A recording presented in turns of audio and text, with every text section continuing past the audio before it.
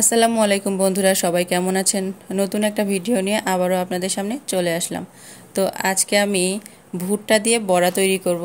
কে কে খেয়েছেন এই ভুট্টার বড়া অবশ্যই কমেন্ট করে জানাবেন। আর এই বড়াটা খেতে এত মজা লাগে, আমার কাছে তো অনেক বেশি ভালো লাগে। তো আমি খুব সহজে একদম ঘরোয়া কিছু উপকরণ দিয়ে বড়াটি তৈরি করব। তো বন্ধুরা, কথা না বাড়িয়ে চলুন রেসিপিটি শুরু করা যাক। তো বড়া তৈরি করার জন্য আমার প্রথমে যেটা লাগবে সেটা হচ্ছে ভুট্টা।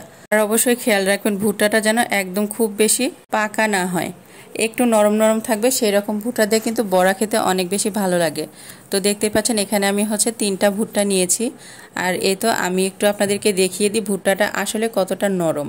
আমার হাত দিয়ে কিন্তু আমি অনায়াসে এটাকে ভেঙে নিতে পারছি। আর এরকমই কিন্তু হওয়া লাগবে, ভিতরে কিন্তু একটা জুস আছে, আর এরকমই থাকা লাগবে, তাহলে কিন্তু বড়াটা খেতে অনেক বেশি মজা লাগে। তো আমি এইভাবে সবগুলা ভুট্টা হচ্ছে দানাগুলাকে একটু ছাড়িয়ে নিব। তো এই তো ছাড়ানো হয়ে গিয়েছে।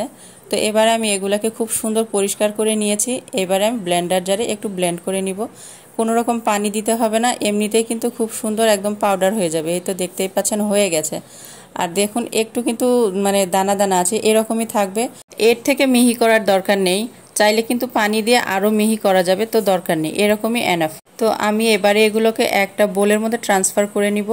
নিয়ে এখানে আমি হচ্ছে আমার পছন্দ মতো হচ্ছে পেঁয়াজ কুচি দিয়েছি, আর হচ্ছে স্বাদ মতো কাঁচামরিচ। পেঁয়াজটা আপনাদের পছন্দ মতো দিবেন, যত বেশি দিবেন খেতে কিন্তু ততটাই ভালো লাগবে। তো এবারে আমি এখানে হচ্ছে আদা রসুন বাটা দিয়েছি, ধনিয়া জিরার গুঁড়া, তারপরে গরম মশলার গুঁড়া, হলুদের গুঁড়া, আর দিয়েছি হচ্ছে 3 চামচের মতো হচ্ছে চালের গুঁড়া। আর চালের গুঁড়াটা দিলে হচ্ছে কি হবে, অনেকটা ক্রিস্পি হবে আর একটু বাইন্ডিংয়ের কাজ করবে। আপনারা চাইলে নাও দিতে পারেন, না দিলেও কোনো সমস্যা নেই, তবে দিলে অনেকটা ভালো হয়।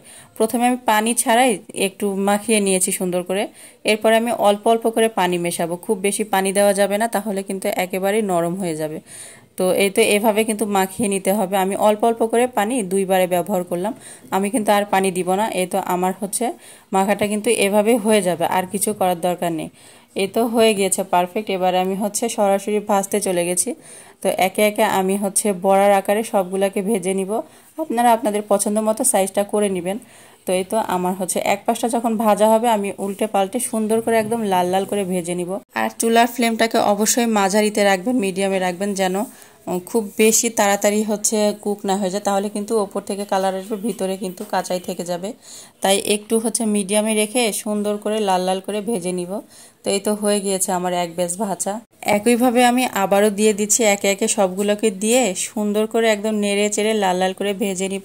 তো এই তো বন্ধুরা, এগুলো কিন্তু ভাজা হয়ে গিয়েছে। তো আমার সবগুলো বড়া একদম রেডি হয়ে গিয়েছে, দেখুন কতটা সুন্দর লাগছে। অলরেডি কিন্তু খাওয়াও হয়ে গিয়েছে। তো এই কয়টা আমি রেখেছি আপনাদেরকে দেখানোর জন্য, দেখুন কতটা সুন্দর হয়েছে। আর ওপর থেকে ক্রিস্পি, ভিতরটা কিন্তু একটু সফট আছে, অনেক মজা হয় খেতে।